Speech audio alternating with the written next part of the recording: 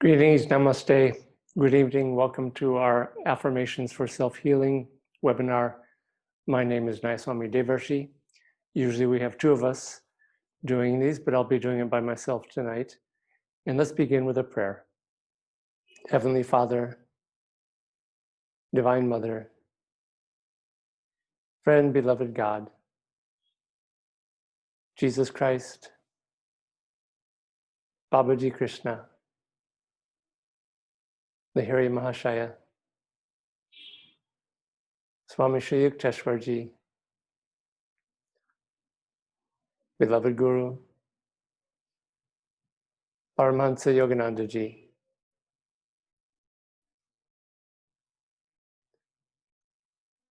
beloved friend and guide, Swami Kriyananda ji. We bow to all of you. Divine Mother,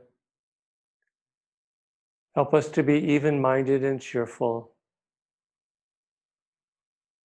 under all circumstances, all the ups and downs of life. Whatever happens to us, help us to always refer back to Thee, to see Your face everywhere, to see Your hand blessing us under all circumstances, to feel Your bliss and freedom wherever we go. Om Shanti Shanti Shanti.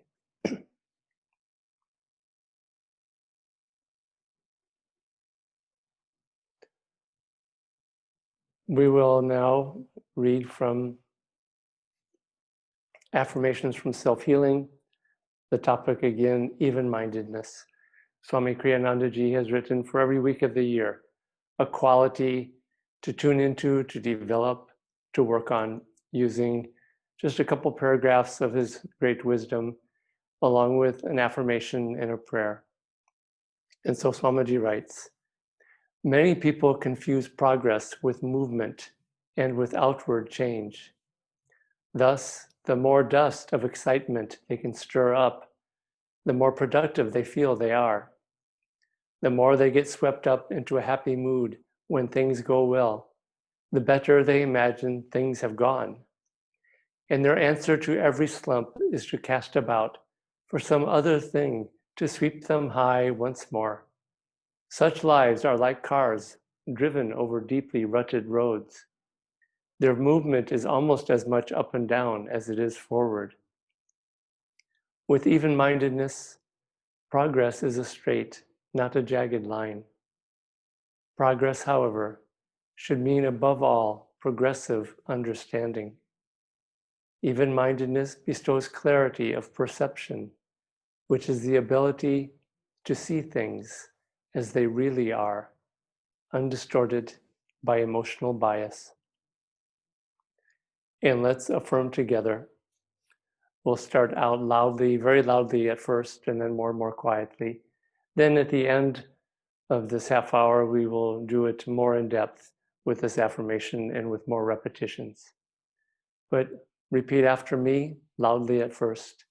I remain untouched by gain or loss. In the calm mirror of my understanding, I behold thy light reflected.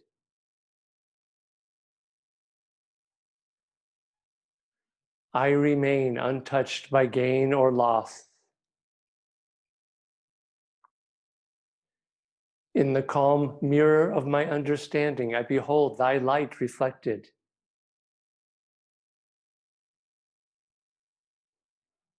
Now quietly but out loud, absorbing the meaning of these words. I remain untouched by gain or loss. In the calm mirror of my understanding, I behold thy light reflected.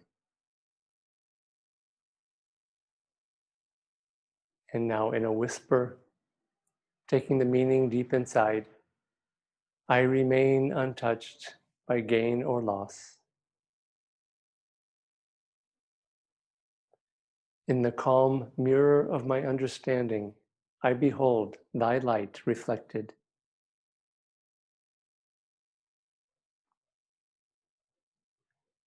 And now mentally only taking the absorption of this affirmation deep, deep inside. I remain untouched by gain or loss. In the calm mirror of my understanding, I behold thy light reflected.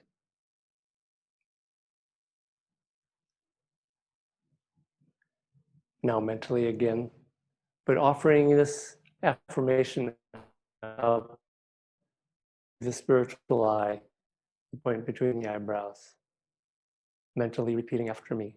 I remain untouched by gain or loss. In the calm mirror of my understanding, I behold thy light reflected.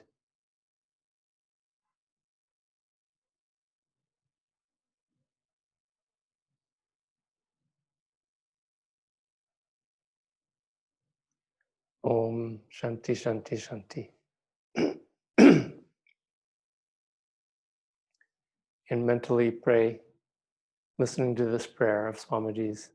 When I rejoice, Lord, let it be with thee. And when I grieve, help me always to see thy sunlight through the mists.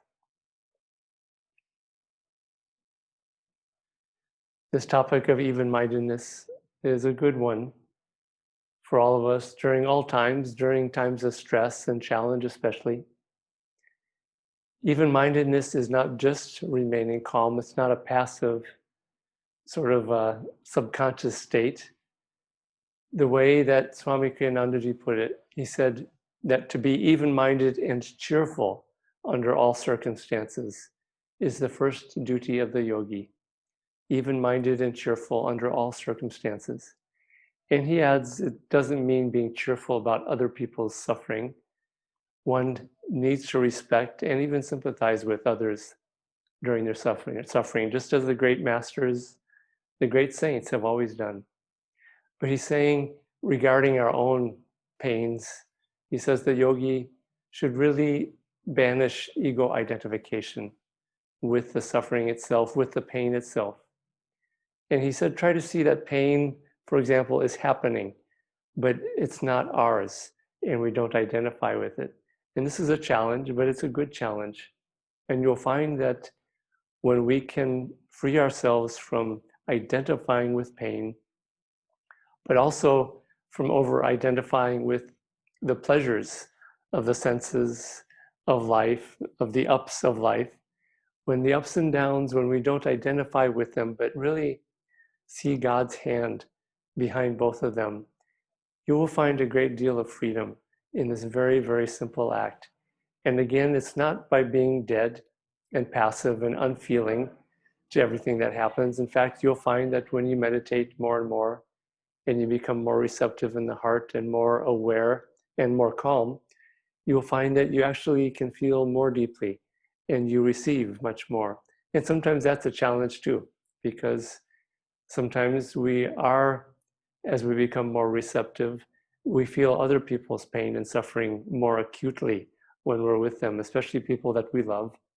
And during those times, again, we're not being called to be unfeeling and to be even-minded and cheerful and just, one of the worst pieces of advice that you can give to someone who's really suffering is just to tell them, oh, all is Ram, it's all a dream.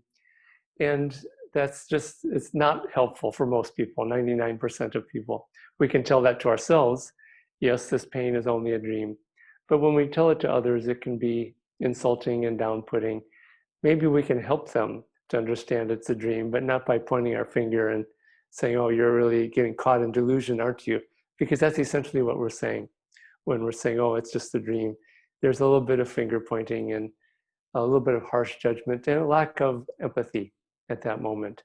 So our job with others is to try to lift them up, and to, often it's just by being joyful within ourselves and not trying to laugh off or treat lightly something they're going through, but not getting caught up in their suffering. The way Swamiji once put it, he said, if somebody is drowning, you don't want to jump in the ocean and drown with them, because that doesn't help anybody. Then we both get pulled down by that person's loss or suffering. And so being even-minded and cheerful, when we can develop this quality within, we become very, very strong. Nothing in this world can change us. And yet we also become very joyful and very free. And this is why it's very important to see this as a very positive attitude, even-minded and cheerful, which is joyful and positive circumstances. Is to give up having the likes and dislikes of us. We just inevitably have. I want things to be this way. I like things being that Chandigarh, and it's just starting to get cold today, you can tell. And it's a change of weather, and it starts to get fairly cold here in the north this time of year, relatively, not compared to the mountains of California or the snow that I grew up in as a child. But it's a change. And so we get comfortable, and then change comes along, and you think, oh, I was comfortable, this change. And if we can just overcome our wishes for how things should be, because likes and dislikes very often, they're really just a wish of ours about how things should be, how we want things to be. When they're the way we want them to be, then we're okay. But then we're putting conditions on our happiness. We're not being even-minded and cheerful under all circumstances.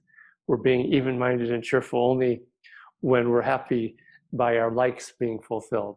And it's the same, having no dislikes either, not being afraid of anything, not pushing anything away. Swamiji often talked about the most important sort of like and dislike to overcome is to overcome the fear of death. It's something that's inevitable, and it's also something that's very important, because what Swamiji said about that moment, he said it's the final exam.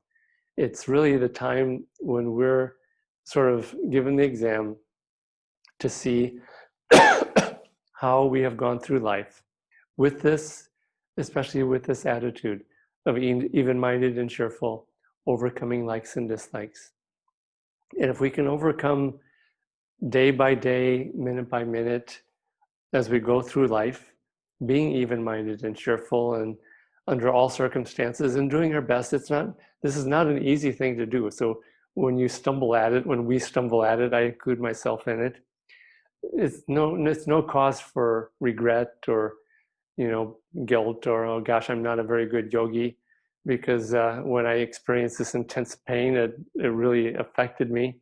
No, these are how we learn, really, and reflect on it. And just every time that we get caught in suffering, in delusion, in likes and dislikes, in ups and downs, and we get emotionally caught in it, just reflect, okay, how did I get caught? And how can I become free of that? And you will find that if this becomes a regular practice, including in little ways, then you'll find that joy and freedom start to happen more and more naturally and spontaneously. And you will also find that then, as the bigger tests come, then it's easier. We've learned how to approach this whole concept in the little ways. And we hear of tests, we think that a test is almost like a punishment sometimes from God or our karma. But that's a mistaken way to look at it.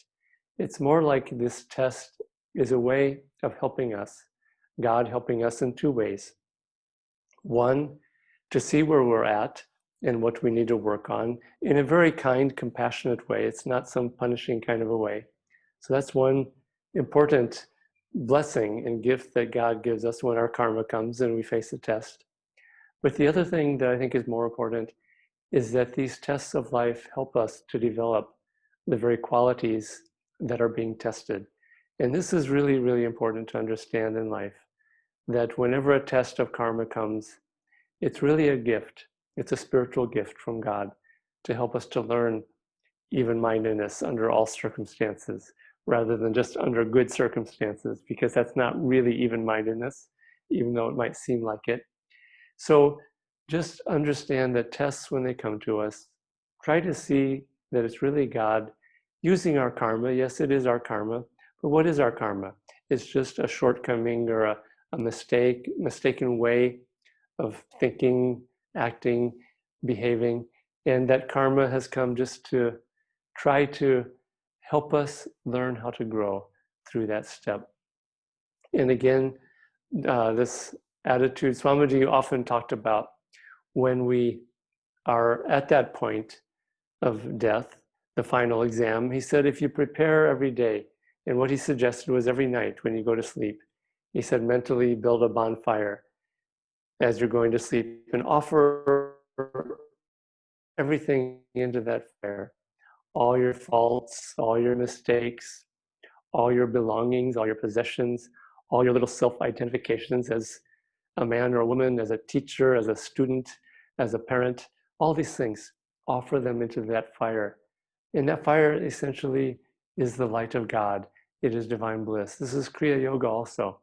For those of you who practice Kriya Yoga, it's what Lahiri Mahashaya called the inner fire ceremony.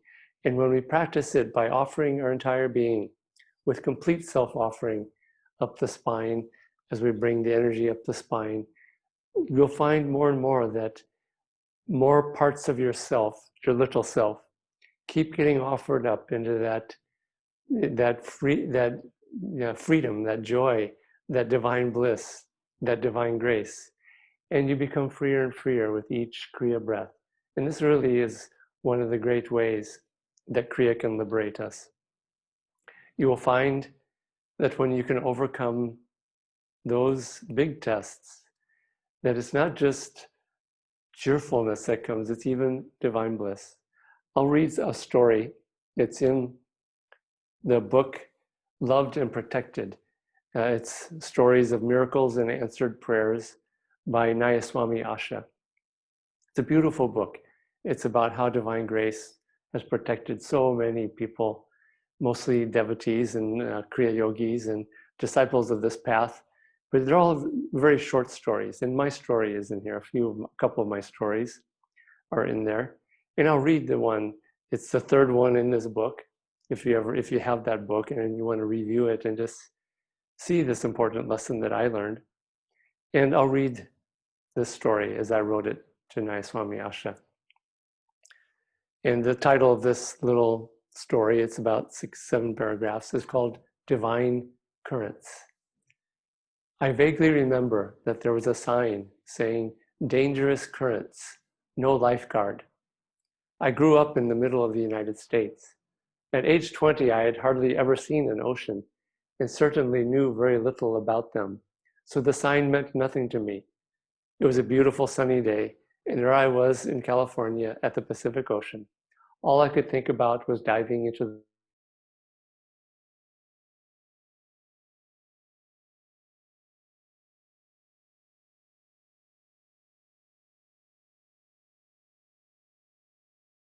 it was carrying me away from shore. This is a compelling current overcome. It's so strong.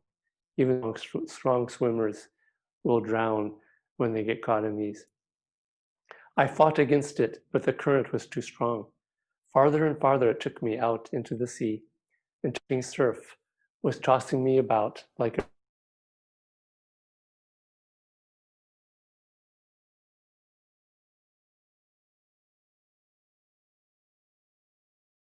I turned over onto my back and literally went belly up. I was convinced there was nothing I could do and no one who could save me. Waves were crashing around me, but I felt completely calm. I had never considered what I would do when faced with death. In hindsight, I am surprised by my response. I had just started meditating recently, and I knew God was out there somewhere. I wasn't sure, though, what role he might play in my life and what my relationship was to him. Now, as I looked at the vast blue sky, the bright sun, and the ocean around me, I offered myself completely to God. No words. I wasn't asking to be saved. I didn't pray to die quickly. With all my heart, I just gave myself completely back to him. What happened next seemed the most natural thing in the world. In response to my self-offering, God gave me bliss, overwhelming bliss. I learned that self-offering equals bliss. It is a lesson I have never forgotten. Basking in this bliss, it took me a few minutes to realize that I was now floating in calm water. I rested there until my strength returned. Then I dog paddled in a channel of calm water all the way back to the shore. So this is really even-minded and cheerfulness as a very active process. In this experience, I discovered that when we're faced even with death, rather than just accepting it passively, which is the implication of even-minded without the cheerfulness, if we can go offer ourselves completely to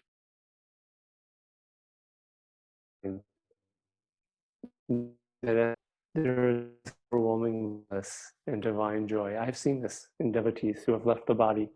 There was just overwhelming bliss and overwhelming joy and no fear at all.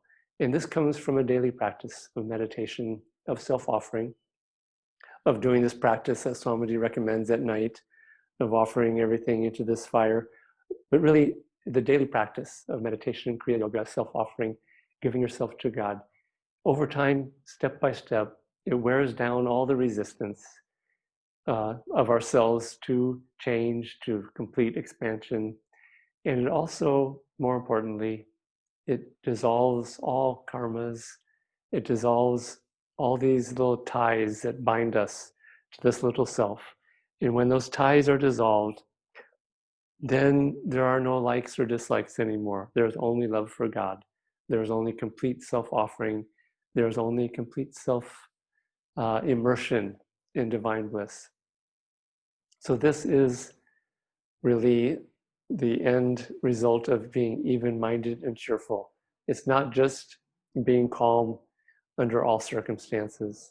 It's even being cheerful, even being blissful, even under what some people think might be the worst circumstance possible.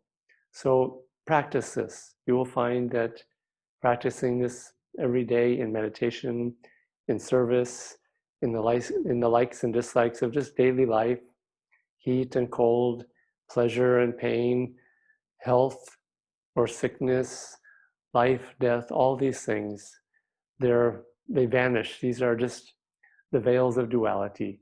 And so when we offer ourselves into that grace, that divine bliss is really the divine union that dissolves all ups and downs, all likes and dislikes, all the suffering that we experience in life.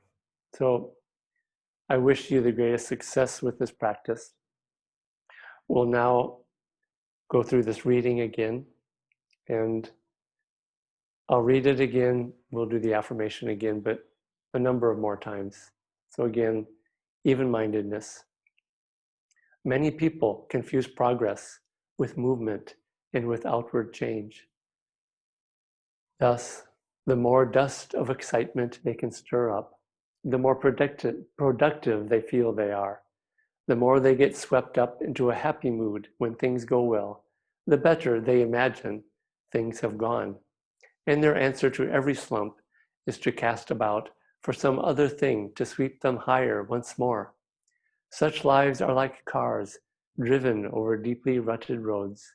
Their movement is almost as much up and down as it is forward. With even-mindedness, progress is a straight, not a jagged line.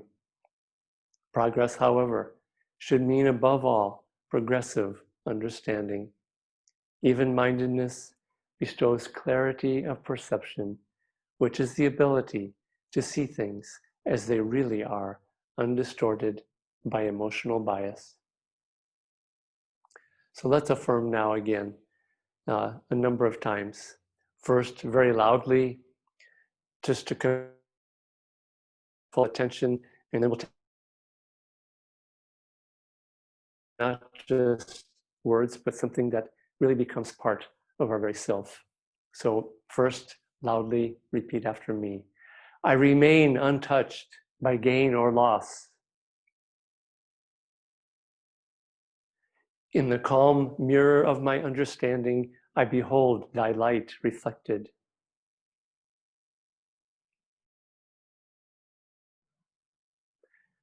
I read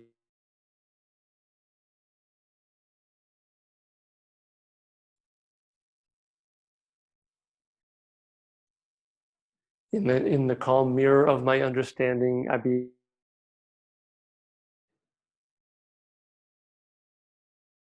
loudly.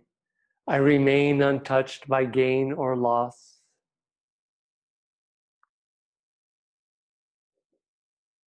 In the calm mirror of my understanding, I behold thy light reflected.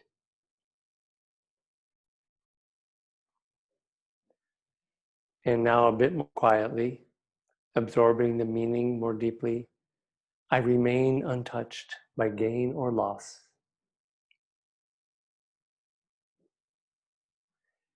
In the calm mirror of my light reflected.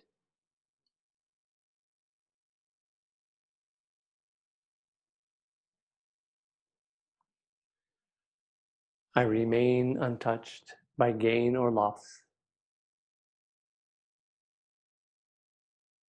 In the calm mirror of my understanding, I behold thy light reflected.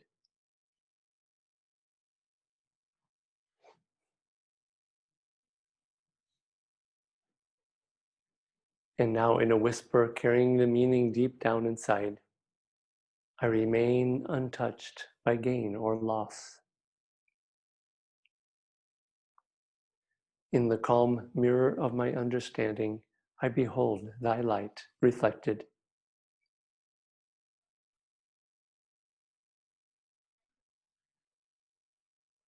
Again, whispering, I remain untouched by gain or loss. In the calm mirror of my understanding, I behold thy light reflected.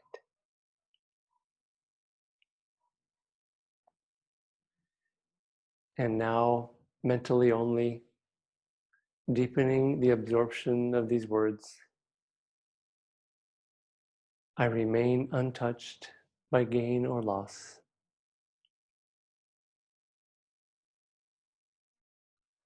In the calm mirror of my understanding, I behold thy light reflected.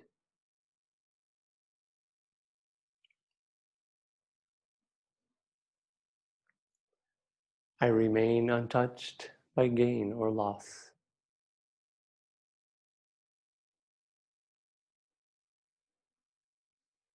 In the calm mirror of my understanding, I behold thy light reflected.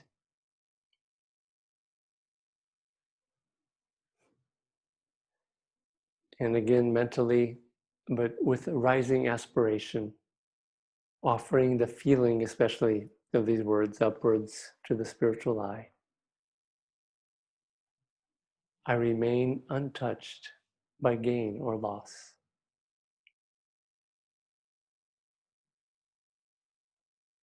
In the calm mirror of my understanding, I behold thy light reflected.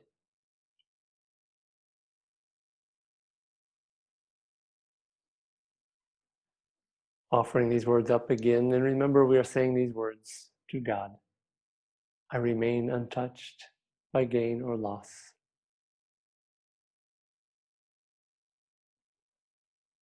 In the calm mirror of my understanding, I behold thy light reflected.